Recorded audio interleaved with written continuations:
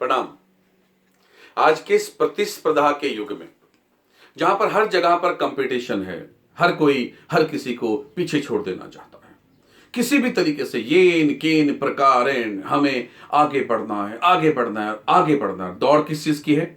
पैसा, सिर्फ पैसा, सिर्फ नाम। क्योंकि ये दुनिया, वर्तमान का युग कलयुग चल रहा है।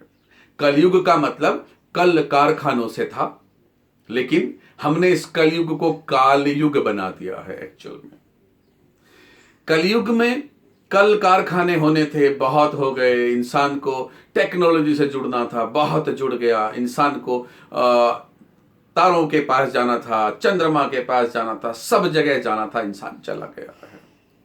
अब काल युग बनने जा रहा है।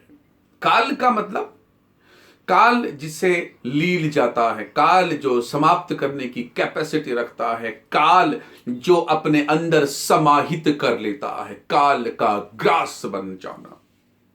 आज ये सब चीजें इतनी ज्यादा हो गई हैं कि घर का घर में ही शत्रु पैदा हो गया है। हर घर में, हर घर का सदस्य किसी ना किसी से एक दूसरे के प्रति शत्रुता की भावना जोड़कर लगा हुआ है कि कैसे आए, कैसे आए, कैसे बड़ा बनूं, कैसे कमाऊं। ये सब चीजें बाहर के लेवल पर होती थी, हम उसे डाकू कहते थे। बाहर के लेवल पर होती थी, हम उन्हें चोर कह देते थे, डकैत कह देते थे, कुछ भी नाम दे देते थे।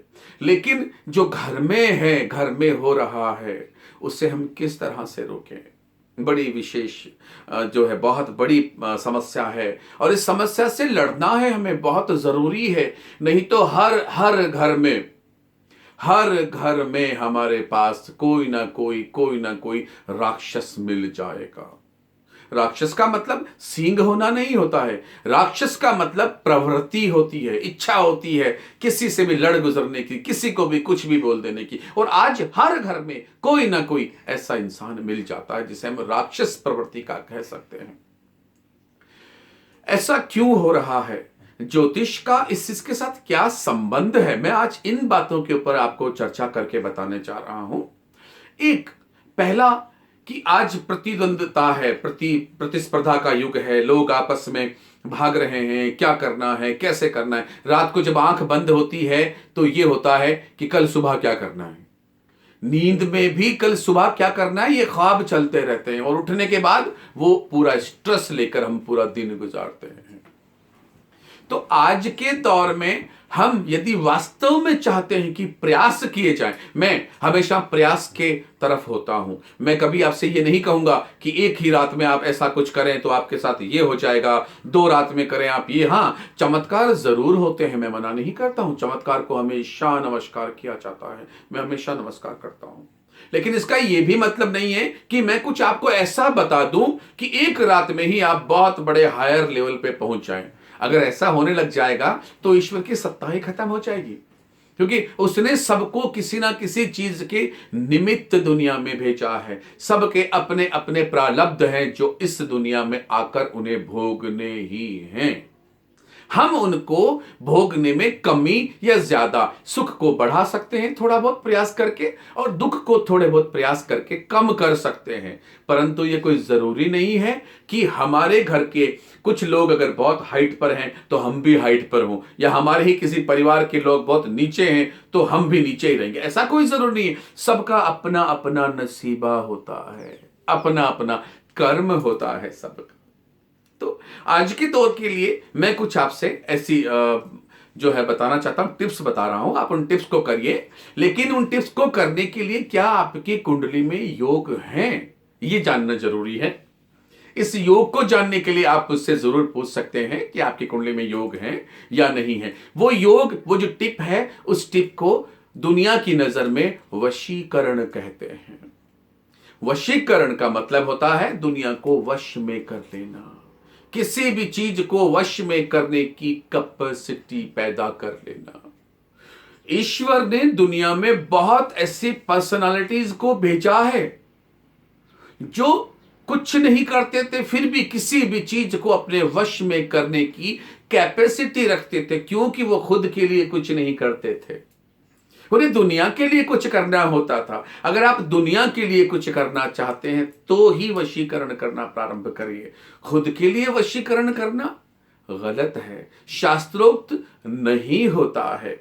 शिवाजी राजे को उनके गुरुदेव ने कहा कि शिवाजी, मुझे दूध चाहिए, मुझे दूध चाहिए शेरनी का। आप सोचिए, एक शेर एक शेरनी कितने भयानक होते हैं। और उस वक्त जब शेरनी ने बच्चा पैदा किया और ब्याई हुई शेरनी के करीब जाने की सोचना, इमेजिनेशन भी रखना बड़ा खतरनाक साबित होता है।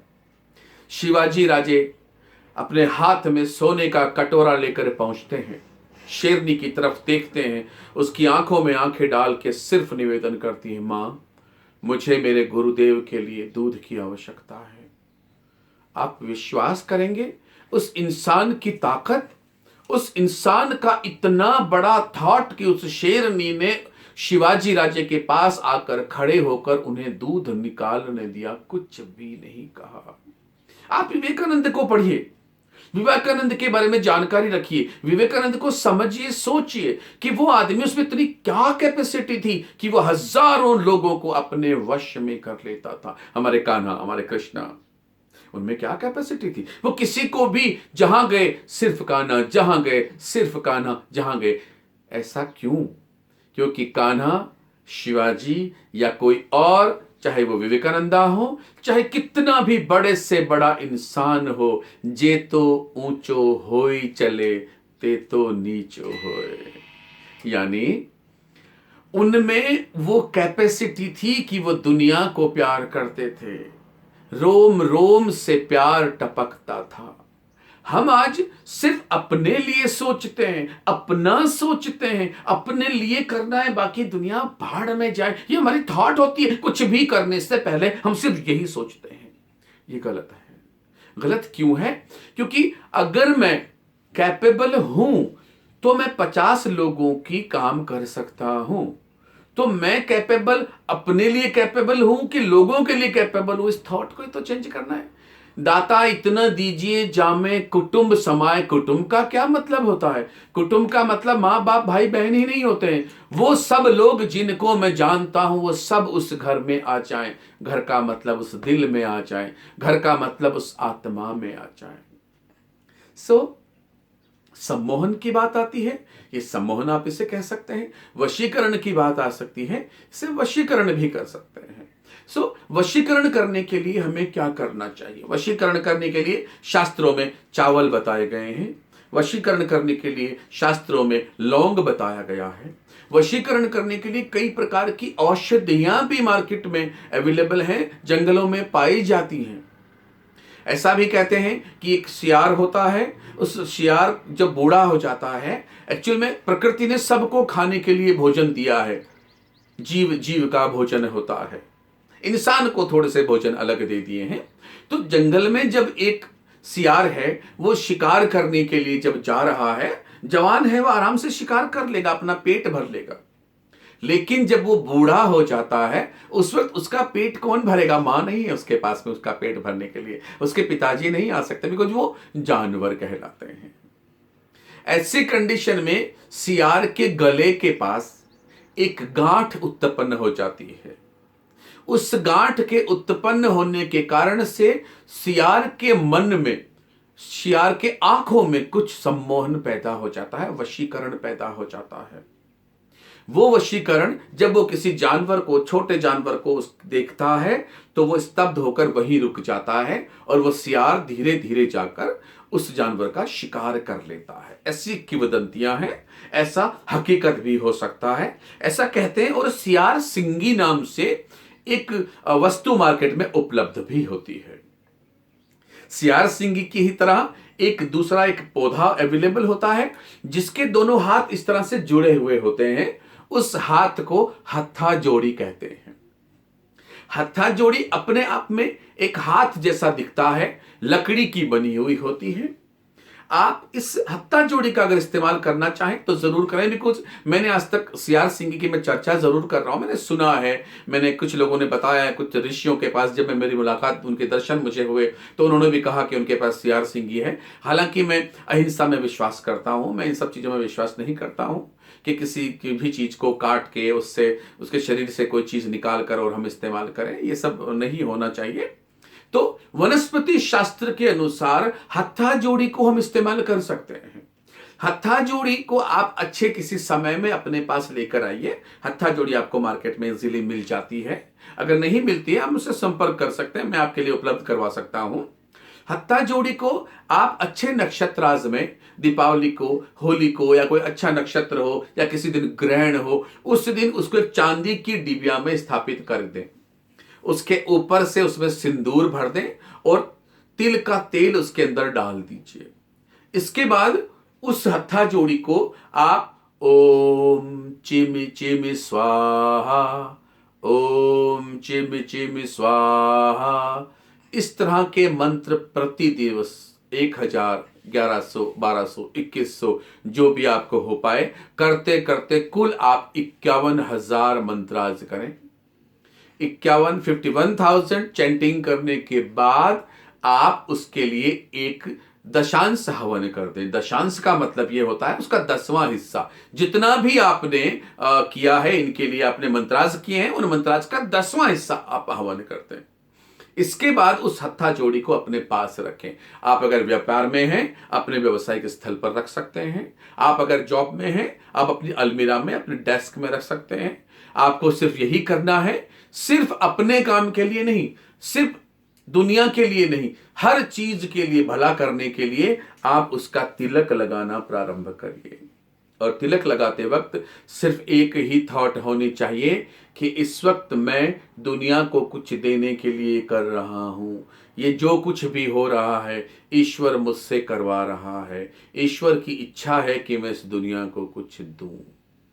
अगर ये थॉट आपके मन में आ जाती है, अगर ये विचार, आपकी भावनाएं अगर 100% आपके अंदर आ जाती हैं और आपकी कुंडली में भी योग बनता है कि आप सम्मोहन कर सकते हैं, तो आपसे अच्छा योगी, आपसे अच्छा और कोई नहीं हो सकता है। क्योंकि ये वीडियो देखने वाले जो लोग हैं, आप में से बहुत सारे ऐसे लोग हैं जिनके अंदर भरे पड़े हैं, खूब सारी विद्याएं हैं, ज्ञान है, लेकिन वो ज्ञान निकल नहीं पा रहा है। क्योंकि आज के वक्त का हर आदमी हनुमान है, मस्त है, निश्चिंत है। उसे याद दिलाना पड़ता है कि उठो प्रभु, आप में कोई कैपेसिटी है, आप कुछ भी कर सकते हैं, हर काम को कर गुजरने की कैपेसिटी आप में है।